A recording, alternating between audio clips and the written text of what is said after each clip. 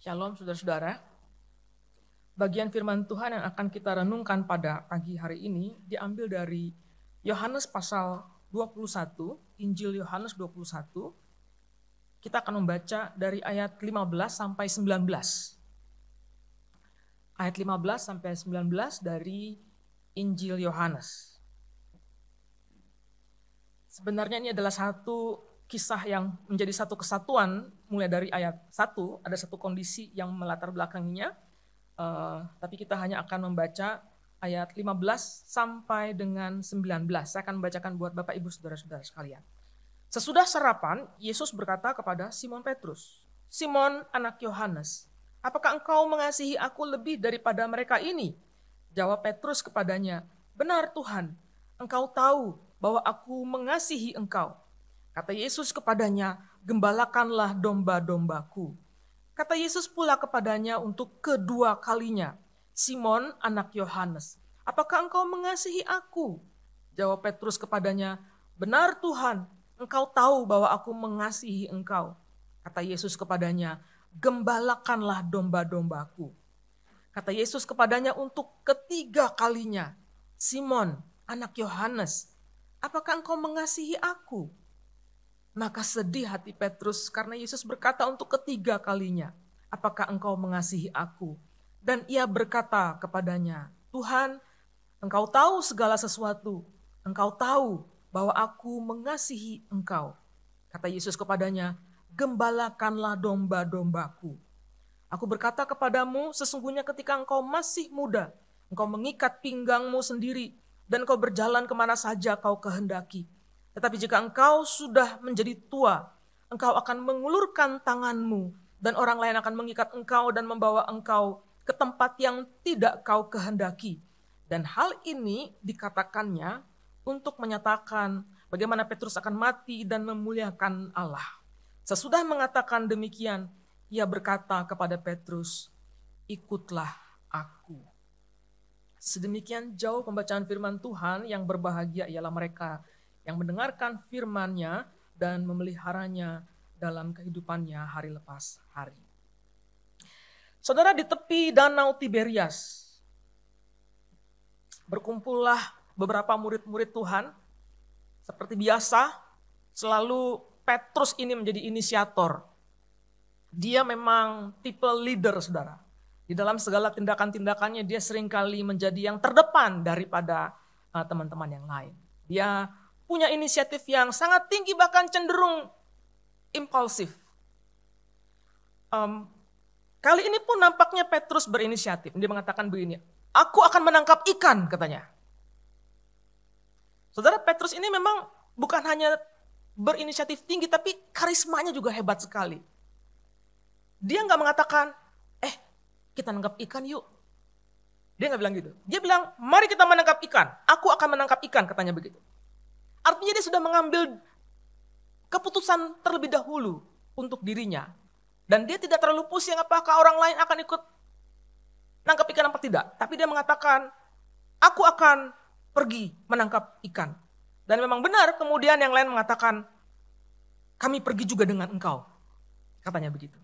Saudara, itulah yang terlihat di ayat 1-3. Kalau kita baca dari awal pasal 21 tadi. Itu adalah kondisi yang melatar belakangi percakapan yang sangat intim antara Petrus dengan Tuhan Yesus. Saudara, salahkah mereka menangkap ikan? Yang menjadi permasalahan begini. Percakapan Petrus dan Tuhan Yesus ini terjadi setelah kebangkitan Tuhan. Kalau kita merunut secara kronologis, maka kita tahu bahwa Petrus dan Yohanes, ya, yang menulis Injil ini, itu sudah melihat fakta, sudah melihat bukti bahwa kubur Tuhan itu ditemukan kosong. Jadi mereka ini sudah tahu, sudah melihat, dan dengan mata kepala mereka sendiri melihat bahwa kubur itu kosong. Bahkan sudah ada penampakan sebelumnya, saudara. Lalu kok sekarang mereka nangkap ikan? Kenapa mereka pergi menangkap ikan? Ada orang berkata bahwa, mungkin mereka udah putus asa, mungkin mereka nggak tahu mau ngapain, karena guru mereka nggak kelihatan lagi dan sebagainya. Lalu mereka ingin kembali ke pekerjaan mereka sebelumnya, karena mereka ini sebenarnya kan by profession adalah nelayan. Jadi mereka balik lagi mau menangkap ikan. Apakah karena itu? Belum tentu juga, saudara. Bisa jadi memang mereka pergi ke Galilea karena Tuhan Yesus pernah mengatakan, sesudah aku bangkit, aku akan mendahului kamu ke Galilea, kata Tuhan. Jadi mungkin saja dalam pikiran mereka, itu mereka berharap akan bertemu Tuhan somewhere gitu, di mana. Tapi perikop ini kalau Anda baca dari awal, Anda bisa merasakan nampaknya memang tidak ada tanda-tanda eagerness, tanda-tanda keinginan yang begitu besar atau sukacita, atau kesungguhan, atau berkobar-kobar gitu, karena Yesus bangkit itu kayaknya nggak ada. Ini kayak Moody gitu. Ya. Tapi sebenarnya memang juga tidak salah juga sih menangkap ikan, karena biarpun Tuhan Yesus bangkit, biarpun mereka sudah merenungkan bahwa Yesus itu sudah bangkit dan sebagainya, ya mereka perlu makan mungkin ya, jadi mereka cari ikan gitu. Ya. Tapi yang mau saya katakan, yang mau saya ingin bukakan di sini adalah, nampaknya mereka secara emosional memang belum bisa sungguh-sungguh mencerna apa yang terjadi sesungguhnya. Mereka belum sungguh-sungguh bisa mencerna, tidak ada yang salah dengan menangkap ikan, nggak apa-apa. Tapi justru inilah memang keadaannya, mereka ini seperti dalam kondisi yang flat, seperti dalam kondisi yang datar gitu. Mereka sudah mendapatkan bukti bahwa Yesus sudah bangkit, tapi belum mendapatkan greget di dalam hidupnya. Gak ada gregetnya gitu. Saudara, ini kondisi murid-murid yang tidak memperlihatkan tanda-tanda sukacita dan semangat kegairahan akan kebangkitan nampaknya. Saudara, kalau kita melihat kepada mereka dan kita melihat kepada diri kita, memang paling celaka kalau hidup itu adalah gak ada gregetnya gitu. Flat gitu. Gak ada tanda-tanda gitu. Seperti mereka kayaknya gak ada tanda-tanda bahwa mereka akan melayani dengan sungguh-sungguh. Tidak ada tanda-tanda bahwa mereka akan melakukan pekerjaan yang hebat. Malah balik cari ikan, saudara. Ini kondisi yang flat. Mereka sudah mendapatkan bukti bahwa Yesus bangkit, tapi mereka belum mendapatkan gregetnya. Banyak orang Kristen hidupnya gak ada gregetnya. Dibilang aktif, gak juga. Dibilang pasif, gak juga sih. Sekali-sekali pelayanan lah gitu, walaupun sering nolaknya gitu. Dibilang semangat hidupnya, gak juga gitu. Dibilang gak semangat, semangat juga sih gitu. Dibilang kamu ngerti firman Tuhan gak? Ya ada lah. Menerapkan gak? Gak juga gitu. Kalau saudara bilang semangat gak? Gak tahu ya. Itu gak ada gregetnya saudara. Paling celaka orang Kristen yang hidupnya rata gitu. Gak ada apa-apa. Itu kalau saya kasih judul hidup yang so-so. Like that loh kata orang Singapura. Ya kayak gitu aja gitu saudara. Itu bahaya. Dan Tuhan tidak menginginkan hidup murid-murid ada di dalam stage ini. Tuhan kemudian memperbaharui murid-muridnya. Supaya hidup mereka itu ada kegairahannya, ada gregetnya. Dan menarik sekali bagaimana Tuhan memperbaharui hidup mereka. Waktu mereka pergi akhirnya menangkap ikan saudara, mereka tidak dapat apa-apa. Aduh kasihan sekali ini ya, sudah gak semangat, gak dapat ikan pula. Sampai hari siang pun gak ada yang nyangkut di jala-jala mereka. Padahal mereka bukan nelayan pemula, saudara. Mereka sebelumnya, walaupun mungkin sudah berapa lama mereka nggak pergi melaut, tapi sebelumnya mereka adalah seorang pelayan yang sangat handal. Dan pasti keahlian itu tidak hilang begitu saja. Saudara bayangkan melaut, nggak punya ikan. Nah seperti itulah hidup yang nggak ada gregetnya. Puter-puter saja di sana nggak ada hasilnya. Puter-puter saja seperti itu tidak mendapatkan sesuatu yang hebat di dalam hidupnya. Saudara dan mereka tidak sadar bahwa sebenarnya mereka sedang diawasi, sedang dilihat oleh Tuhan Yesus dari kejauhan. Ketika mereka masih berusaha menantikan keberuntungan mereka menangkap ikan, seseorang di pinggir pantai berteriak, "Tebarkan jalamu ke sebelah kanan," katanya begitu. Bayangkan orang dari darat memberikan instruksi kepada orang di tengah laut untuk mencari ikan, saudara. Tebarkan jalamu ke sebelah kanan. Udah kesel ya. Diatur lagi sama orang di darat.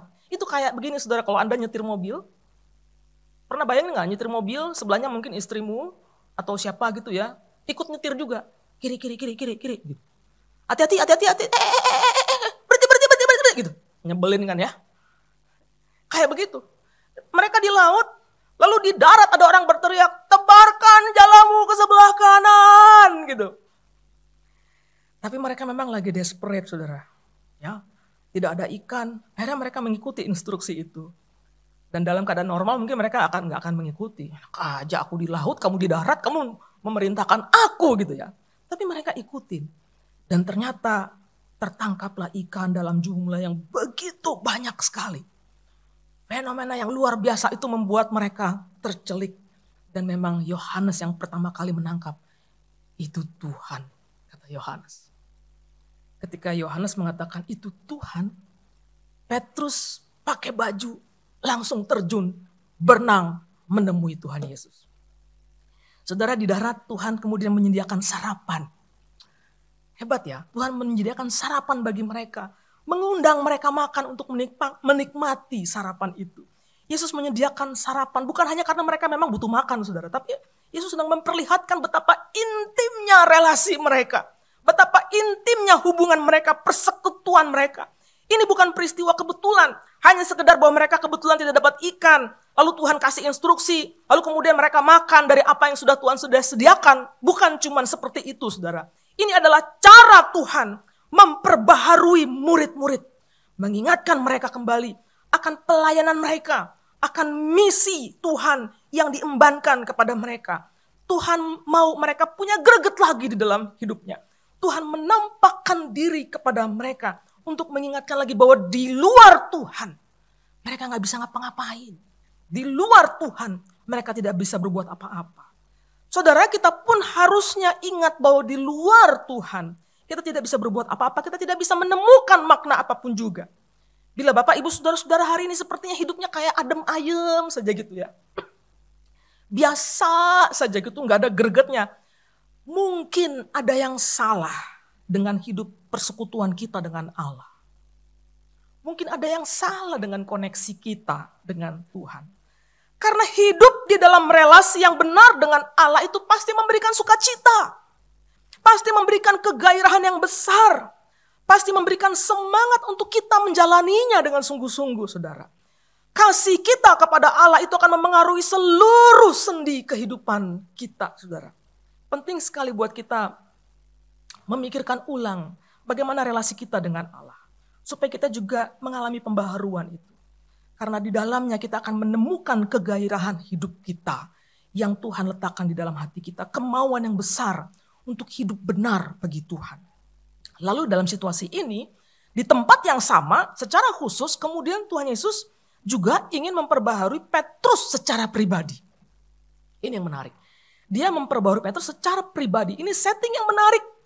Setelah sarapan, enak ya saudara ya, perut kenyang, lebih rileks, dan lebih nyaman gitu ya, lebih tenang. Barulah kemudian dia bicara sama Petrus. Jadi Bapak Ibu Saudara, kita jangan ngomong sama orang lagi lapar gitu. Nggak dapet ya, nggak bisa mikir, tapi ini sudah kenyang, sudah tenang, sudah nyaman, barulah kemudian dia bicara dengan Petrus. Ini kelembutan Tuhan di dalam memperbaharui muridnya. Saudara, apa yang dibicarakan? Tadi itulah yang kita baca. Ada satu pertanyaan yang sama, tapi diajukan sebanyak 3 kali. Ya, satu pertanyaan diajukan 3 kali. Jawaban yang sama diberikan 3 kali. Dan balasan yang sama juga diberikan 3 kali. Saudara, ini bukan pengulangan yang tidak ada artinya. Pengulangan ini dicatat lengkap oleh penulis Injil untuk memperlihatkan bagaimana Tuhan menangani hatinya Petrus. Yang sebenarnya juga dibuat sedemikian rupa 3 kali diulang. Persis sama, itu juga untuk menggugah hati kita. Bukan cuma menggugah hatinya Petrus, tapi juga hati kita. 3 kali Petrus ditanya, apakah dia mengasihi Tuhan atau tidak? Pertanyaannya begini, Simon anak Yohanes, apakah engkau mengasihi aku lebih daripada mereka ini? Saudara, perhatikan kata mereka, apakah engkau mengasihi aku lebih daripada mereka ini? Siapa atau apa yang dimaksudkan dengan mereka ini? Ada beberapa pandangan. Ada yang mengatakan bahwa kata mereka ini berarti murid-murid. Artinya gini, Simon, apakah kamu lebih mengasihi aku daripada kamu mengasihi murid-murid? Itu kayak pertanyaan anak kecil ya kepada saya yang mana, mama atau papa gitu ya. Saya rasa ini bukan demikian. Ya, yang pertama ini mungkin tidak demikian. Karena Tuhan tidak akan membandingkan dirinya dengan murid-murid. Apakah engkau mengasihi aku Lebih daripada kamu mengasihi mereka gitu. Enggak demikian. Kalau gitu apa artinya mereka? Kata mereka bisa juga berarti perlengkapan nelayan itu. Perahunya, jalaknya, dan sebagainya. Ya, artinya, apakah kamu mengasihi aku lebih daripada mengasihi pekerjaanmu ini? Keterampilan profesimu ini dan sebagainya. Ini pun juga mungkin kurang tepat karena saya tadi sudah bahas bahwa kenyataannya memang Petrus menangkap ikan itu bukan berarti, tidak bisa kita simpulkan bahwa dia sedang balik lagi ke pekerjaan yang dulu. Tidak demikian.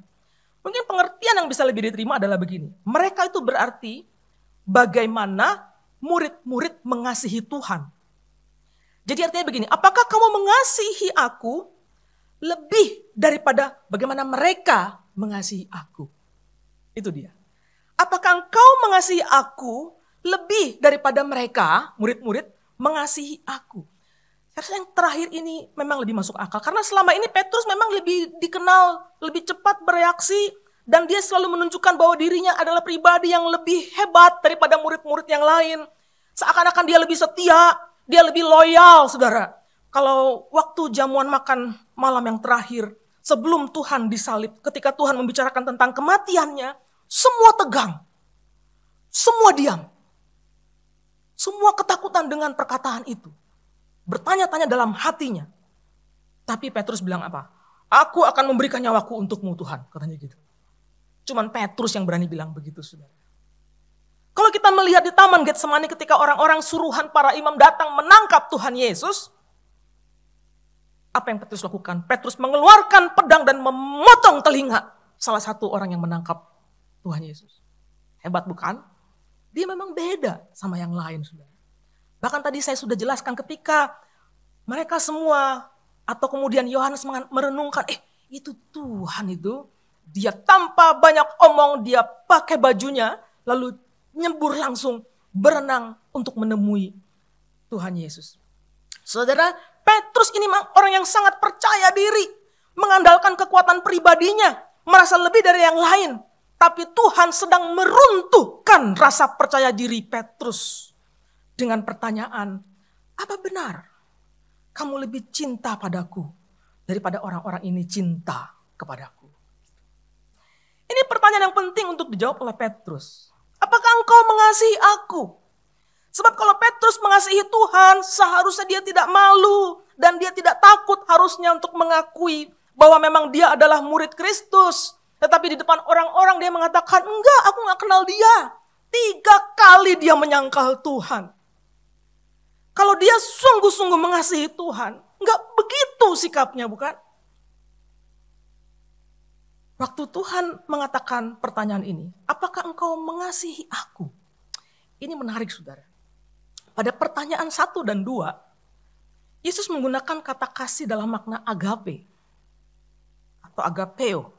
Dalam pemahaman Yunani, kasih itu memang ada ranknya, ada urutan-urutannya, ada yang paling tinggi sekali. Nah, yang paling ultimate, yang paling tinggi itu adalah kasih agape. Kasih agape itu adalah kasih yang luhur, paling tinggi secara kualitas, itu paling hebat. Ini kasih yang diberikan tanpa kondisi, tanpa pamrih, bahkan kasih yang satu arah, nggak berharap ada baliknya gitu. Ini kasih yang luar biasa. Jadi Tuhan sedang bertanya, apakah kamu punya agape padaku gitu? Apakah kamu mengasihi aku? Itu dengan agape. Petrus kali ini bukan Petrus yang sebelumnya. Aku mau mati untukmu Tuhan. Gak begitu, saudara. Ini Petrus yang agak berbeda di sini. Dia sebelumnya begitu confident, dia begitu percaya diri, dia begitu pongah. Dia merasa dirinya yang paling berani. Tapi Petrus di sini adalah Petrus yang dalam keadaan emotionally deep gitu. Dia mungkin malu sekali berhadapan dengan Tuhan Yesus. Dia mengakui dirinya itu tidak ada apa-apanya. Dia baru saja menyadari bahwa besar sekali dosa yang dia buat gitu. Memalukan sekali, gelap sekali hatinya ketika dia mengkhianati Tuhan. Jadi cara Petrus menjawab pertanyaan Tuhan ini memang beda, saudara. Jadi ketika Tuhan tanya, Petrus apakah engkau agape padaku? Oh tentu Tuhan gak bilang begitu, saudara. Dia gak bilang begitu, dia gak mengatakan, yes Tuhan, Bahkan aku lebih lagi dari itu. Enggak bilang begitu. Memang Yohanes tidak menjelaskan secara spesifik seperti apa posisi badan dan tubuhnya. Saya hanya mencoba membayangkan, saudara. Saya punya imajinasi yang agak lebih gitu. Jadi saya suka membayangkan dengan imajinasi saya. Petrus menjawab begini, benar Tuhan, Engkau tahu bahwa aku mengasihi Engkau. Petrus mengatakan, Engkau tahu aku mengasihi Engkau. Tidak pakai kata agape. Dia pakai kata phileo atau filia. Kasih filia itu berbeda dengan kasih agape. Kasih filia itu adalah kasih yang, ini juga kasih yang hebat, ini juga kasih yang luhur saudara. Ini kasih yang luar biasa. Tapi ini kasih yang terjadi antara persahabatan. Kasih yang terjadi dalam persaudaraan. Ini kasih yang sifatnya reciprocal gitu. Timbal balik gitu. Jadi ketika Tuhan bertanya, Petrus, apakah engkau punya agape padaku? Petrus menjawab dengan suara yang rendah. Dengan rendah hati, di dalam kegelapan hatinya, dengan kehancuran hatinya. Dia mengatakan, ya Tuhan, kau tahu aku mengasihimu dengan kasih persaudaraan. You know Lord, I love you as a brother. Kira-kira gitu. Sedih ya. Saya baru ngerasain bacanya nih, sedih. Petrus tahu dia tidak sanggup mengasihi Tuhan seperti Tuhan mengasihi dia. Dia tahu dia gak punya komitmen yang begitu hebat seperti komitmen agape. Dia tahu dia gak bisa mengasihi Tuhan dengan kasih yang unconditional. Dia mengasihi Tuhan, dia jujur. You know Lord, I love you as a brother. Aku mengasihimu sebagai seorang saudara. Tapi kali ini Petrus berkata jujur dari hatinya. Petrus jujur dan itu lahir dari kerendahan hatinya. Ini percakapan yang sangat powerful sekali. Antara Tuhan dengan orang yang lagi rapuh ini. Orang yang baru saja gagal ini. Pertanyaan ini meruntuhkan kesombongan Petrus. Menyadarkan dirinya sekali lagi tentang arti kasih Tuhan kepada dirinya. Kenapa meruntuhkan? Sampai 3 kali saudara ditanya. Sampai 3 kali dan itu dilakukan di hadapan orang banyak. Murid-muridnya. Petrus diperbaharui hidupnya dengan meruntuhkan, dengan diruntuhkan kesombongannya. Dan belajar lagi untuk melihat kasih Tuhan dalam perspektif yang baru. Saudara perhatikan Tuhan bertanya 3 kali, dijawab sama, lalu Tuhan memberikan jawaban yang sama juga. Gembalakan domba-dombaku. Dalam bahasa Inggris mungkin ini lebih jelas ya, karena dalam bahasa Indonesia gembalakanlah domba-dombaku. Gembalakanlah domba-dombaku. Gembalakan sama. Tapi kalau dalam bahasa Inggris Bapak Ibu kalau boleh cek, yang pertama itu dikatakan feed my lambs. Kasih makan, lambs itu anak domba, domba-domba yang masih kecil-kecil, ya. Feed my lamb artinya beri makan anak domba atau domba-dombaku yang masih kecil itu, umatku yang baru percaya itu, yang baru kenal Tuhan, kau harus kasih makan, kira-kira begitu.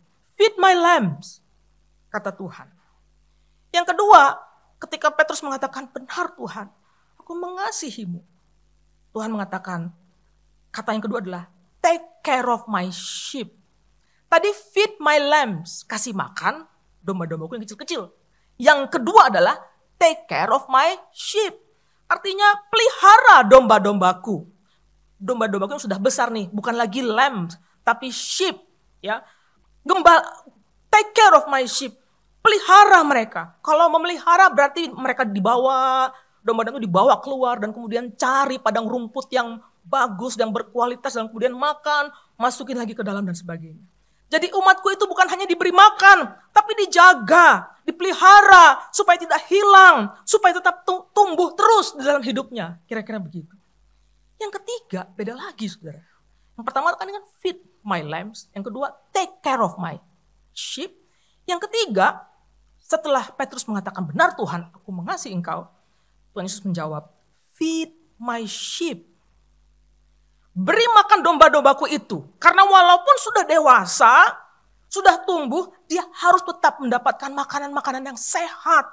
Supaya bisa menjadi jemaat yang terus bertumbuh.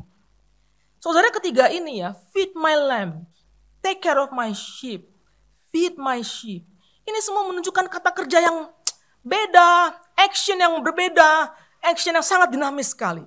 Dan saya melihat ini indah sekali saudara. Kepada orang yang sudah gagal, yang sudah mengkhianati ini, yang mungkin udah gak ada harganya lagi, yang kasihnya juga terbatas, Tuhan gak bilang begini saudara, hei kamu orang berdosa jauh-jauh dari umatku.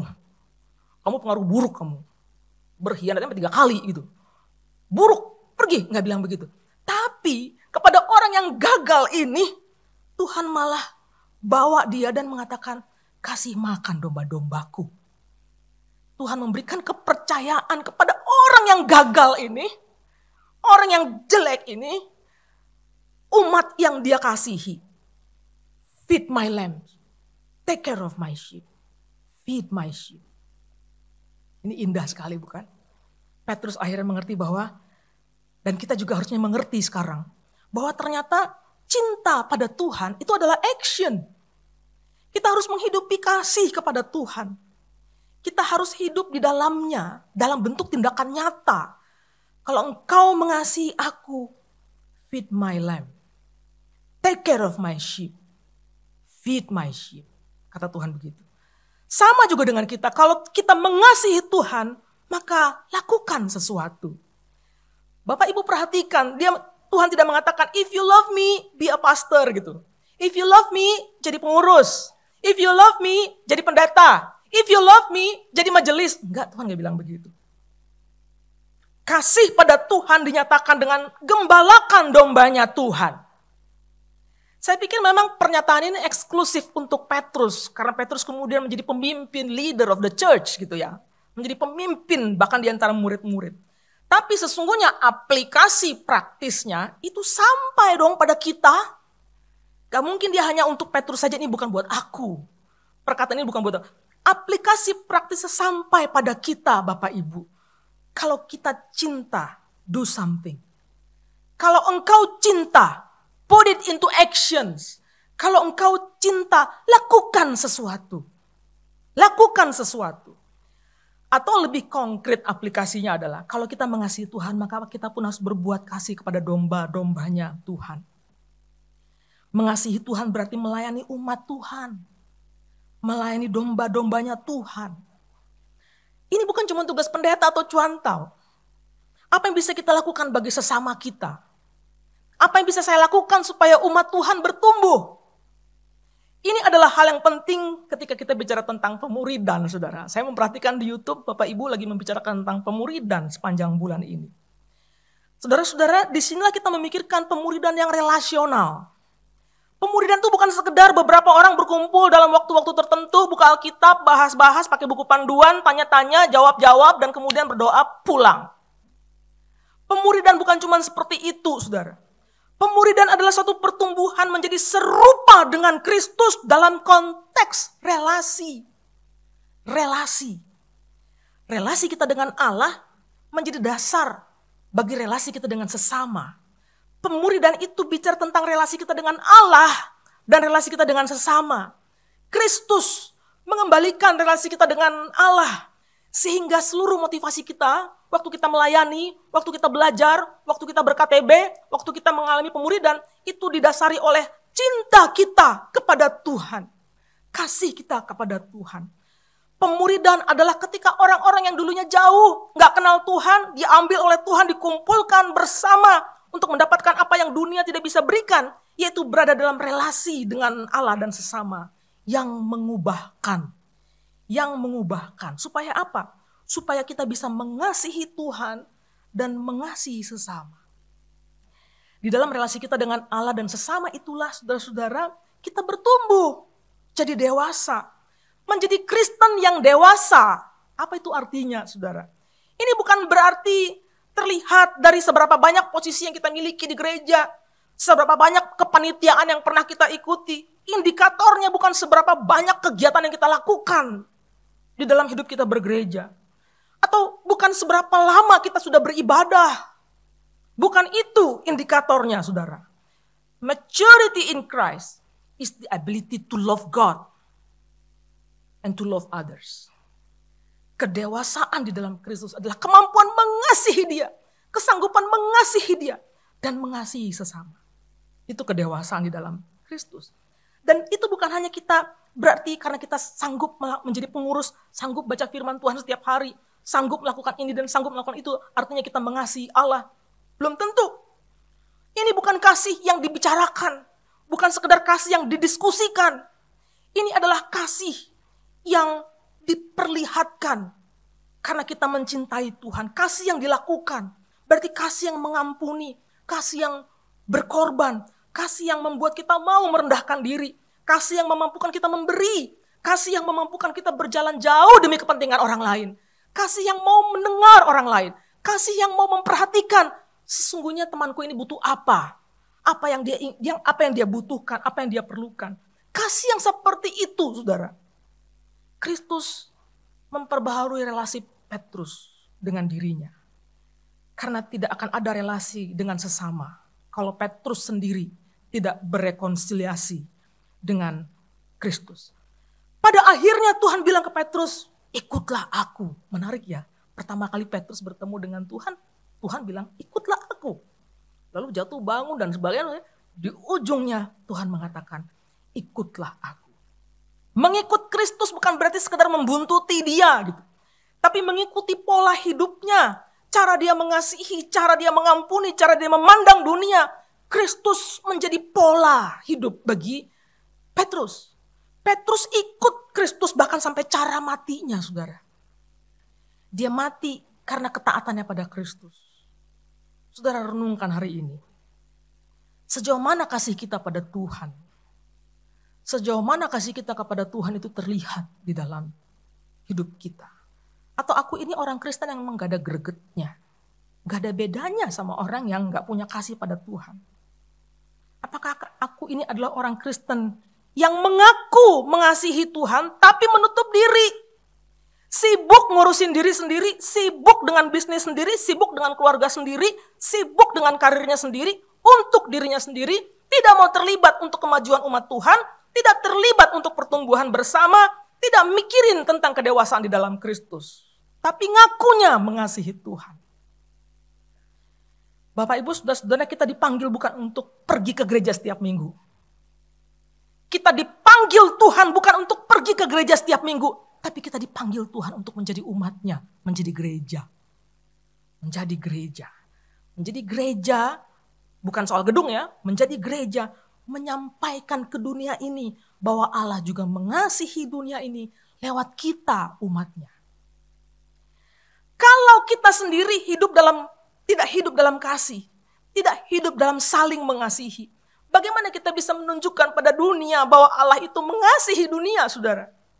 Kalau yang kita tampilkan adalah perseteruan, permusuhan, pemisah-misahan, kebencian, si A nggak mau ngomong sama si B nggak mau masuk ke gereja karena ada si A, si B nggak mau masuk gereja kalau yang khotbah si B, dan sebagainya gitu. Bagaimana kalau kita menunjukkan yang seperti itu, bagaimana dunia tahu bahwa Allah mengasihi dunia ini? Bagaimana? Saudara, mari belajar bertumbuh terus menjadi murid yang mengasihi dengan kasih Allah. Mengasihi manusia itu memang sulit, saudara. Mengasihi istri, mengasihi suami sendiri susah gitu. Apalagi mengasihi orang lain gitu. Itu memang sulit. Rasa-rasanya tidak mungkin. Kalau bukan karena ketaatan kita pada Allah, akan sulit buat kita mengasihi. Hati kita ini rapuh, hati kita ini penuh kesombongan, hati kita ini penuh dengan kekerasan, gitu. Keras. Jadi mengasihi sesama itu memang perlu perjuangan. Kadang kita sendiri juga disakiti. Tapi hari ini Tuhan bicara kepada kita, if you love me, feed my lambs. If you love me, take care of my sheep. If you love me, feed my sheep. Mari kita berdoa.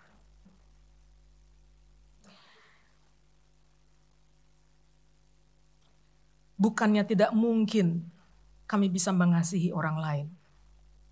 Bukan tidak mungkin hidup kami ini berubah dan tidak lagi berorientasi pada diri, mengandalkan diri, membangga-banggakan diri. Bukannya tidak mungkin kemudian berubah menjadi mencintai Tuhan sepenuh hati, bersungguh-sungguh, bahkan cinta kepada Tuhan diteruskan dengan mencintai sesama kami. Biarlah Roh-Mu yang kudus menolong kami, memampukan kami. Walaupun nampaknya sulit bisa menunjukkan kasih itu kepada orang lain. Tapi hari ini kami mau mendengarkan suara Tuhan.